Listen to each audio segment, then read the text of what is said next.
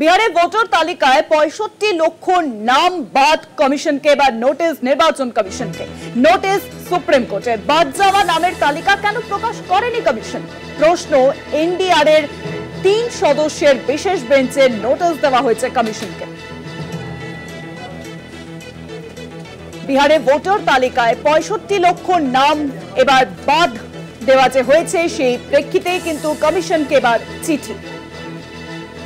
আরো জানাবেন, নিউজরুমের সঙ্গে রয়েছেন আমাদের পলিটিক্যাল এডিটর আশিস চট্টোপাধ্যায়। আশিস দা, দেখো, স্বেচ্ছাসেবী সংস্থা অ্যাসোসিয়েশন ফর ডেমোক্রেটিক রিফর্মস তারা যে আবেদন করে সুপ্রিম কোর্টের কাছে, সেটা হলো ৬৫ লক্ষ নাম কম হয়ে গেছে। গতবারের তালিকার তুলনায় ৬৫ লক্ষ নাম কম হয়ে গেছে, কিন্তু কাদের নাম বাদ দেওয়া হয়েছে সেই তালিকা নির্বাচন কমিশন না জানানোর ফলে তাদের নামটা ঠিকভাবে বাদ দেওয়া হয়েছে না বেঠিকভাবে বাদ দেওয়া হয়েছে সেই ব্যাপারে রাজনৈতিক দল এবং অন্য সংগঠনগুলো কোনো সিদ্ধান্তে পৌঁছতে পারছে না।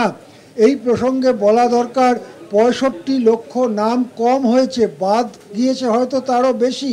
তার কারণ যখন আগের ভোটার তালিকা ছিল সেখানে মোটামুটি ৭ কোটি ৯০ লক্ষ নাম ছিল। নতুন যে ভোটার তালিকা এসেছে খসড়া, সেখানে দেখা যাচ্ছে আগের যে ৭ কোটি ৯০ লক্ষ তার থেকে মোটামুটি ৬৫-৬৬ লক্ষ নাম কম। এখানে বুঝতে হবে যে নতুন নাম অন্তর্ভুক্ত হয়েছে অনেক।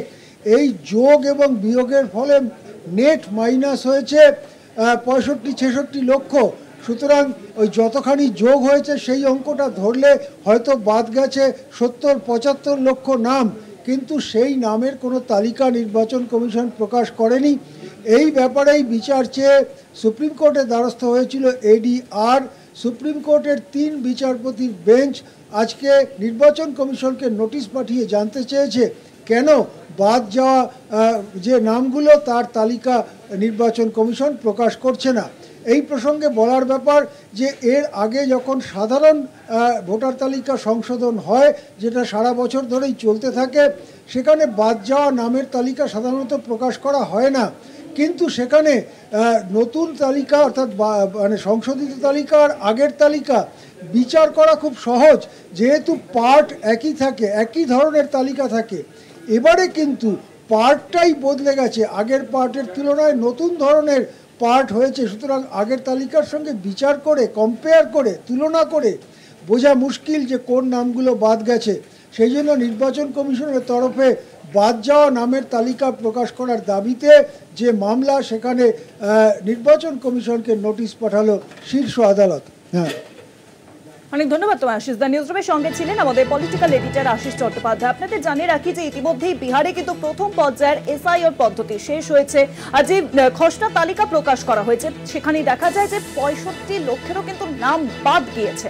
আর সেই নিয়েই এবার নির্বাচন কমিশনকে নোটিশ ধরানো হলো সুপ্রিম কোর্টের তরফে।